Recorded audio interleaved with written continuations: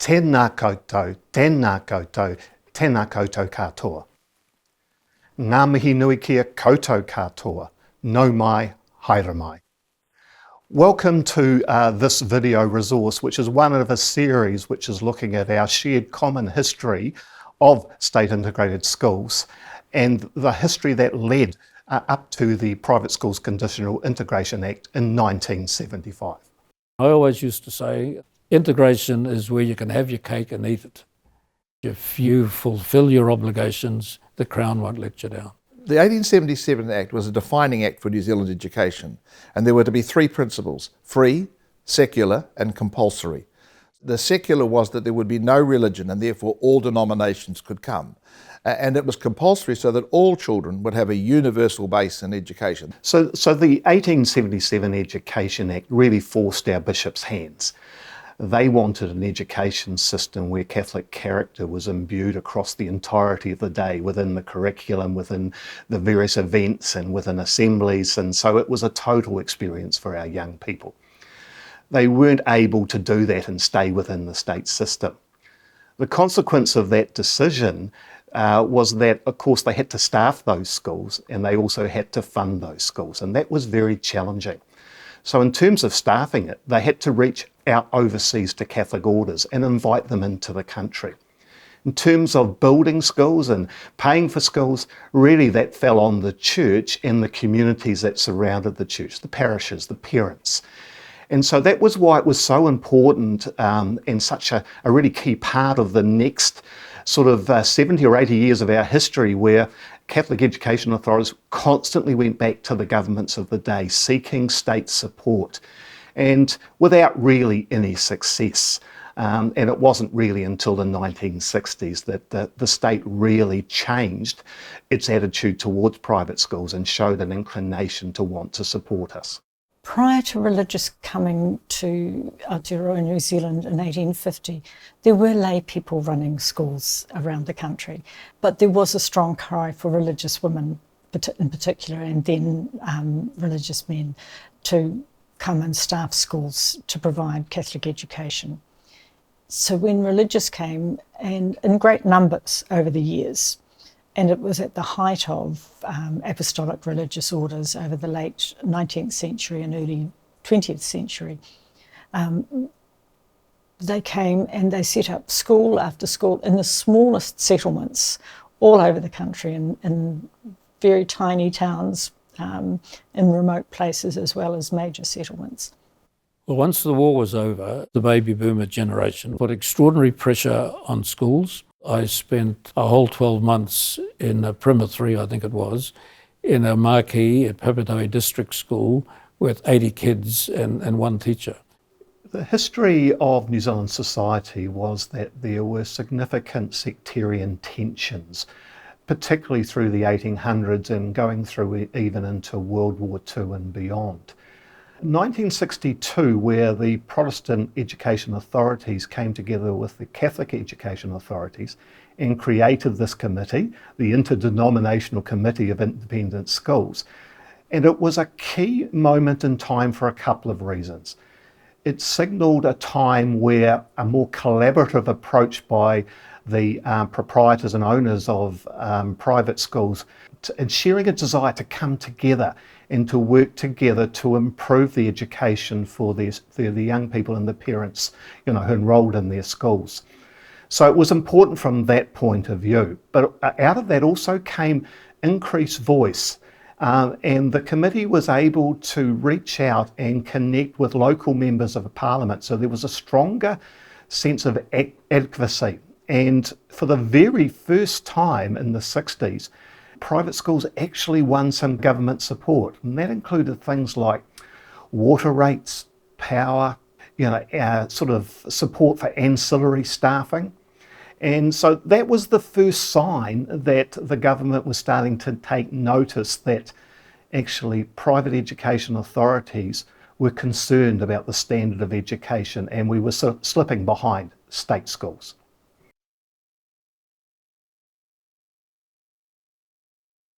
They played a phenomenal part. They brought a free labour force to the task. The church had people who could work for a stipend, who could were very dedicated and committed to making it work. There was an authoritarian structure that helped make that happen. Also, students never lose the fact that there was a gift that was given to them by the sacrifice of those people, 17 and 18-year-olds, and given their life to help the kids out here, and had often had very little chance to go back to their home and their family. I think we owe them a huge debt in getting to where we got to by 1970.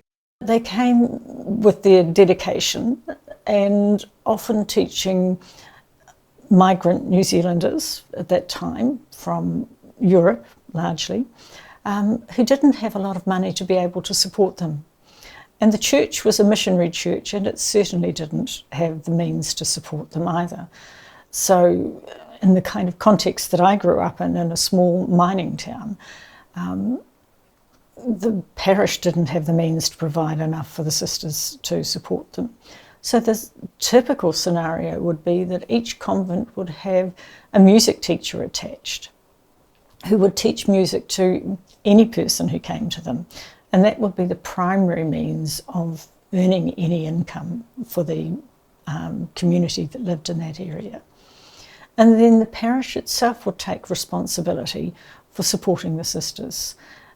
My experiences of the women in the parish holding a pantry afternoon at the beginning of each school year when the community arrived for the beginning of the year. And the pantry afternoon was literally to fill the sisters' pantry.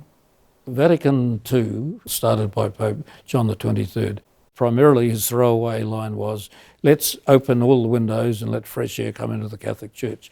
Well, he sure did that, but there was some rather perverse side effects. And one is, well, not there were many, but a significant one as far as schools were concerned, that many of the sisters decided, well, I don't want to be a teacher anymore. The brothers would have said the same thing, and the priests, and they got into social work, or they just left the order and got married or whatever. So it was a very strong a time of social change. Out of all of that flux came the Private Schools Conditional Integration Act, which at its essence was to give a fair go to Catholic schools and Protestant schools, which were not very affluent. Vatican II had a huge impact on religious life right across the world, particularly on apostolic religious who go out into communities and work in the community. And what happened was religious were called to rediscover their founding charisms, to go back to their roots. And the consequence of that was that for us as, say, religious women, and for me as a Sister of Mercy, sisters went back and looked at our foundress and saw the many things that were part of our founding story and thought we didn't just teach in school, that there were other things that were part of our story, like responding to the poor, the sick and the uneducated. And so a number of sisters felt drawn to step out of classrooms and into working with the poor in different ways. And it started to have a big impact on Catholic education in New Zealand.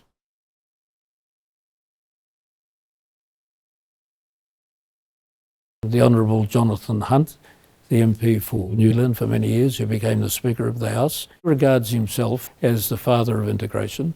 He took Norman Kirk aside many times and he said, come up to Grey Lynn and go to St Joseph's School and you'll see poor sisters struggling to teach 90 kids. He said that just should not happen. It was Russell Marshall, the MP for Wanganui. He said, I just could not believe here were the sisters teaching, mowing the lawns, cleaning the toilets, and he said, I knew that was not right.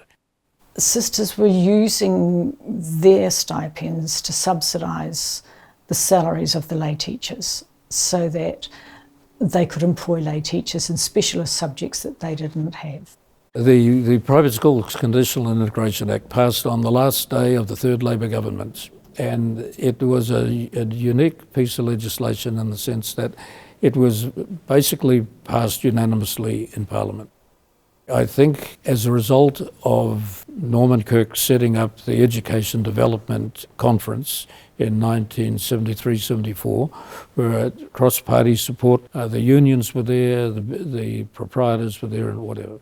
And out of that came the Private Schools Conditional Integration Act.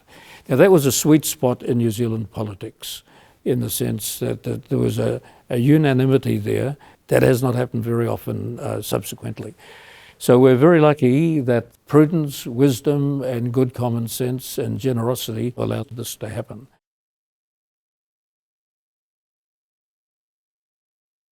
Integration agreements are an agreement with the government which enables us to be part of the state system. There is no other country that does it the way we do. An integration agreement is a contractual agreement, and it's called a deed of agreement between the proprietor and the Crown for each school. So it's particularised for every particular school. And fundamentally, it sets out the philosophical and operational dimensions of the relationship between the proprietor and the Crown. It is relatively unique in the international education community as far as governments supporting religious schools.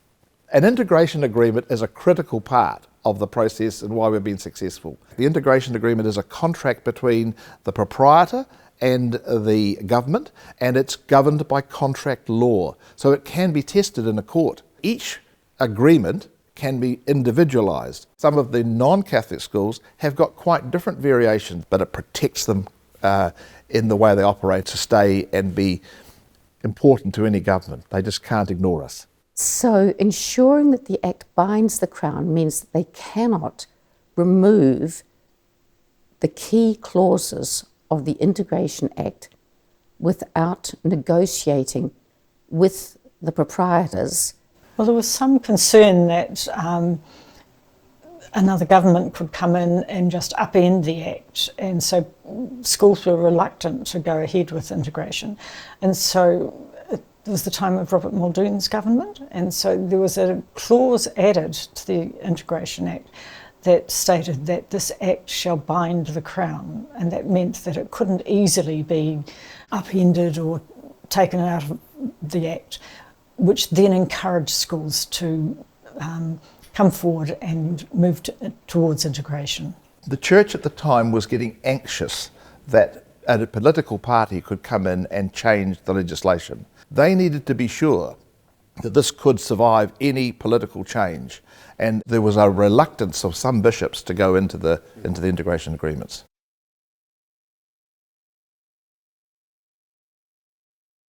Those principles were a summary of what came out of the Education Development Conference, which Phil Amos was the Minister of Education, set up. So the 6 founding principles that underpinned the Integration Act remain as deeply important to us today as they did when the Integration Act was created. So the right to teach a curriculum that reflects our special character, to appoint acceptable staff. So we're in the space of acceptability. Suitability, of course, is at the discretion of the school board. For us to set preference for our student enrolments, to own the buildings and land. We've often owned those for, well over 100 years in some cases. And the right to charge attendance dues, to pay for critical debt relating to the history of our schools.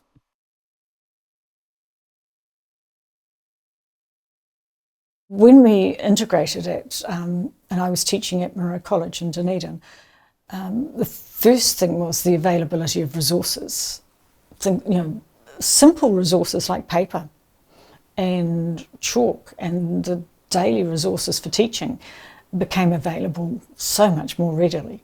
That was a very simple thing. The next one would be that cleaning was done by cleaners and not by the girls and teachers. And that was, a life-changing thing. That was, half an hour after school that didn't need to be, factored in. And then a really significant one was each time there was a function at school, We didn't have to stay to do the final lock-up and walk around to make sure everything was secure because we got a caretaker. And getting a caretaker transformed our lives. When the school integrated, that transformation was immediate. The changes were almost within a week that there were resources available.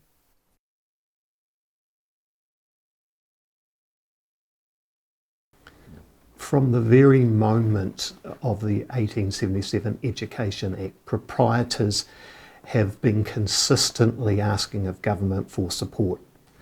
That has been a 100-year battle right through to 1975 and the implementation of the Integration Act. I think we risk a lot if we don't understand that battle and don't understand the issues that we were fighting for. And those issues will continue to confront us as we move forward. And in actually signing the Integration Act, there was an agreement to be partners to the government, what I call the spirit of the Act. And that's really important, that we are good partners to the government and that the government is good partners to us. And that means we have to understand the issues, we have to understand the mechanisms that we have, and we have to make sure we apply those mechanisms in the spirit that I say of integrity. And as we move forward with our history, there'll be other challenges we face, and we need to face those challenges in a way that shows that we are a good partner to the state.